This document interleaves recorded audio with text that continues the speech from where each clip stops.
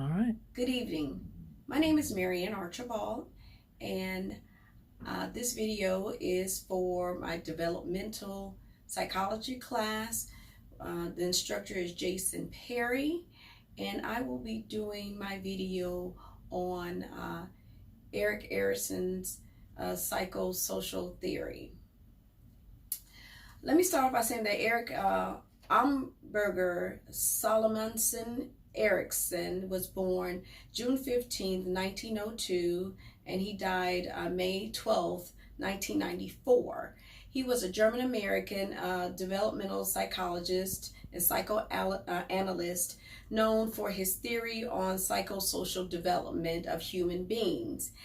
He may be most famous for coining the phrase identity crisis. His son Kai Erikson is a noted American psychologist. The early life of Erik Erikson, his mother Carla Abrahamsen came from a prominent Jewish family in Copenhagen, Denmark. She was married to Jewish stockbroker Valdemir Salomonsen, but had an estranged relationship, and for several months he was not present, and at that time Erik was conceived. Little is known about Erik's biological father except that he was a non-Jewish Dane. On discovering her pregnancy, Carla fled to Frankfurt in Germany, where Erik was born on the 15th of June 1902, and was given the surname Salomonsen. She fled due to conceiving Erik out of wedlock, and the identity of Erik's birth father was never made clear. Following Erik's birth, Carla trained to be a nurse and moved to Karlsruhe. In 1905, she married Erik's Jewish pediatrician, Theodor Amberger, and in 1911, he was officially adopted by his stepfather. Carla and Theodore told Erik that Theodore was his real father, only revealing the truth to him in late childhood, and he remained bitter about the deception all his life. The development of identity seems to have been one of Erikson's greatest concerns in his life, in his own life, as well as being a central theological work.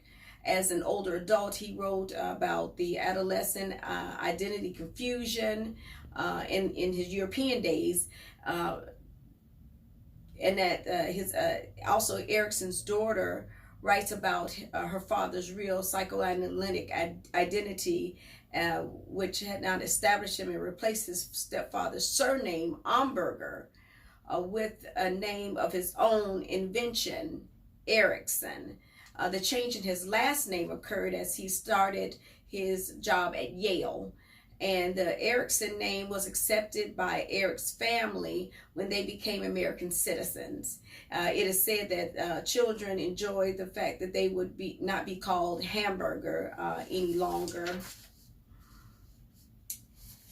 Erik Erikson recognized Sigmund Freud's contributions to human development, which were psychosexual stages, but Erikson believed that Freud misjudged some very important dimensions of human development.